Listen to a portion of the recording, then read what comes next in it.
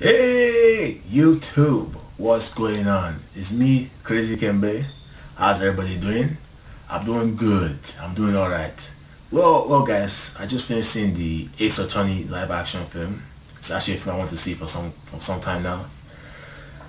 Live action film of the Phoenix Wright Ace Attorney games. Now I'm a huge fan of the Ace Attorney games. I played all the games that came out in English, the first game, the second game, the third game, most of the games that come out in English. So, I mean, a while ago I found they were going to make a live action version of the video game series. And, video game adaptations of film,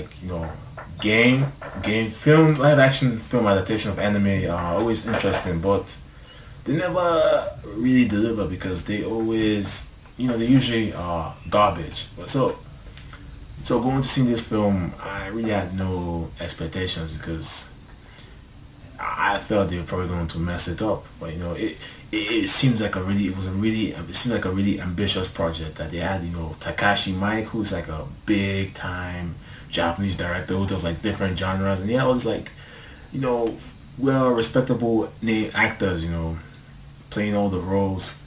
So anyway, the film is actually based off the first game. Not 100%, but they take a huge percentage based off. But it's a movie. You gotta take some, switch things around. The movie is actually pretty long. It's about 2 hours and 14 minutes. And basically, the main plot of the film is basically that in the near future, there's so much crime, and because there's so much crime, when they go to court, all the court cases must be resolved by 3 days. But you have 3 days. By the third day, you have to get a verdict, no matter what. And so, in the center of it all, it really stars the Ace Attorney Naruto, or as they call it in English, Phoenix Wright, a rookie who's just getting his big break, and he's just starting out. He's a little bit nervous, and then there's two main plots in the movie. Basically, the first main plot is his mentor is killed, and then he has to go and figure out who killed her because her sister is framed for the murder, so he takes up to defend her. And then along the way he has to go up against his old childhood friend Mitsurugi, or Edgewood. And so that was very interesting. And the next major arc after that is he basically has to go.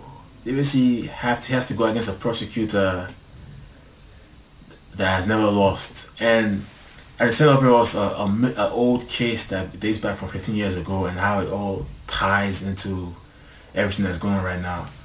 Now, for the most part, it's kind of faithful to the source material. It's very faithful to the source material, and it's actually something. It actually feels like a film made for the fans.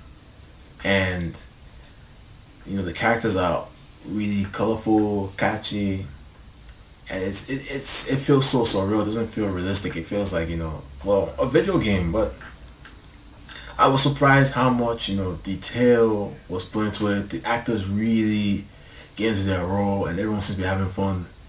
It's actually a pretty good movie, honestly.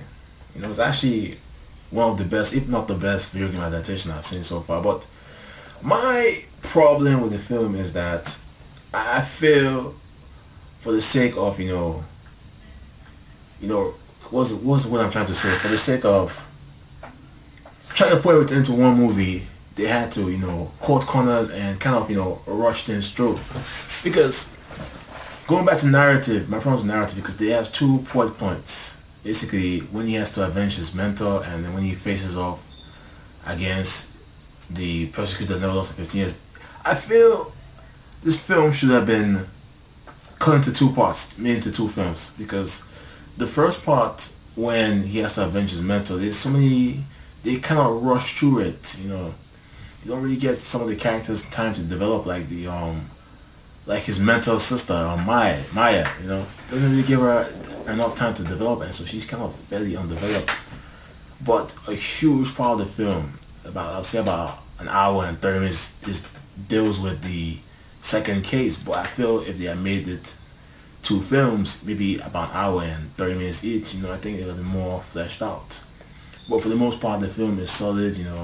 I like the little twist they did. Takashi Miike did with the film and everything, and it was very enjoyable. I'm just surprised someone actually made a video game film that's actually good.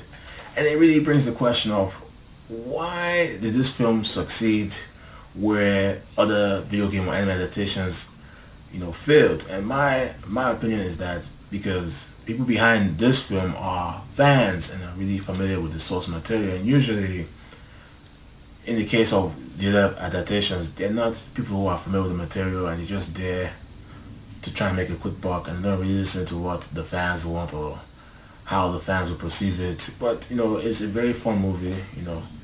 Have you seen the film? Let me know if you've seen it, and if you're looking to check it out, check it out. It's pretty entertaining. But that's all I wanted to say today, guys. So I'll see you guys when I see you guys next time. So have a good day. Peace.